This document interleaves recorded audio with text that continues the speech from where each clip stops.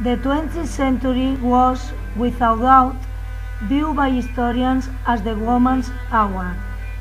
A girl born in 1899 had little chance of evading the role that was considered her destiny: to marry young, stay home, and raise a family. Her forebears in the late 19th century had a stronger heart to improve her chance of an education.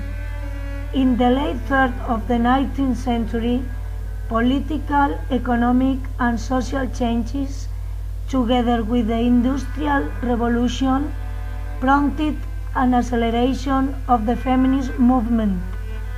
But how did British women make progress towards full of their rights? The principal objectives of the feminist movement were the right to vote, the education improvement, the professional training, the opening up of new labor horizons, or even the same level for both genders in the family to avoid women's subordination. There was a big collective action that knew how to lead the suffragist movement. In Britain, it was divided into two tendencies, one moderate and the other more radical, supporter of the direct action, and many had been the women who fought to defend their own rights.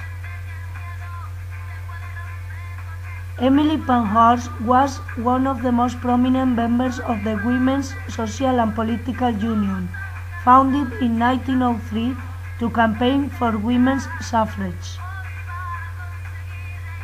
Josephine Battle played a major role in improving conditions for women in education and public health. Other women, like Elizabeth Garrett Anderson or Anne Goodison, were important British social reformers as well. In 1910, there was violence and arrest, and 3 years later, Emily Pankhurst was imprisoned for her part in planning protests.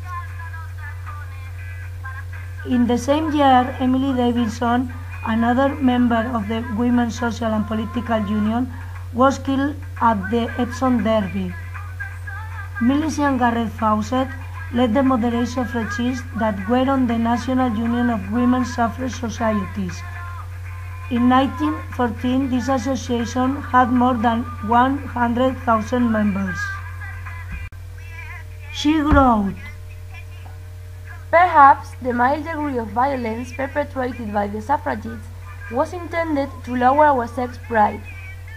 We were going to show the world how to gain reforms without violence, without killing people and blowing up buildings, and doing the other silly things that men have done when they wanted the laws altered." The First World War was an important moment for women to incorporate to work, to substitute men that had gone. The consciousness of their social value encouraged their demands of suffrage rights. But did World War I actually improve women's lives in Britain?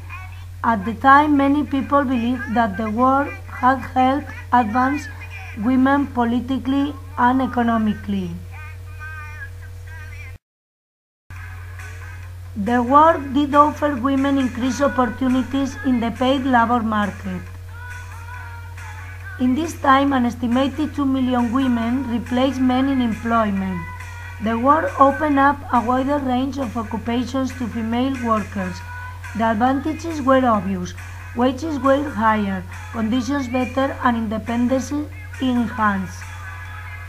However, the withdrawal of women back into their homes after the war to full-time domesticity was not wholly voluntary.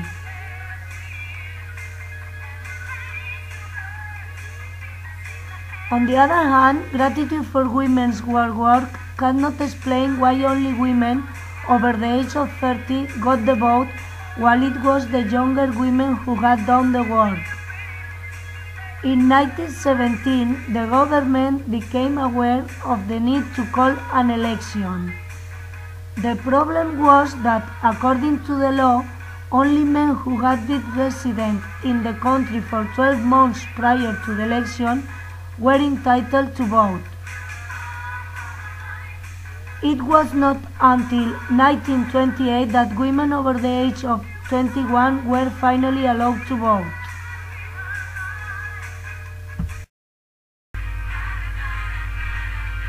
Some years later, with the arrival of the Second World War in 1939, the role of women continued growing. In 1939, 25,000 women joined the Women's Land Army. The number of women employed rose from 5 to 8 million, but women never got equal wages with men. Jobs undertaken by women during the war included mechanics, engineers, tank drivers, among others. More help was needed on the farms, and so the government started the Women's Land Army. Many women were very happy about the new situation of freedom and independence. In general, women demanded in equality with men the access to every field of human activity. After the period between the wars, the feminist worries appeared again at the end of the 60s, like the women's liberation movement. That movement demanded a radical transformation of the society. Feminists criticized the contradiction between ideals and practice, promises and reality, their perception of their own situation. Second-wave feminism didn't just make an impact upon Western societies, but has also continued to inspire the struggle for women's rights across the world. Most women throughout history have had fewer legal rights and career opportunities than men. In the past, there was no place for ladies. Now, women can talk if she is treated in a bad way. She can apply a petition for divorce. She can work and earn money. She can have her own property. She is not obliged to marry a man chosen by her parents.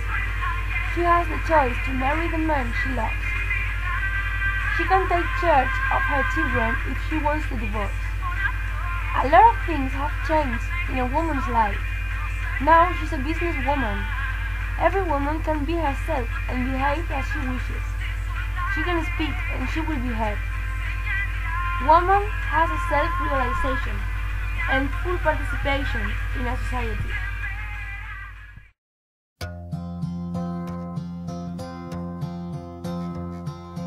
Yesterday, all my troubles seemed so far away. Now it looks as though they're here to stay. Oh, I believe in yesterday.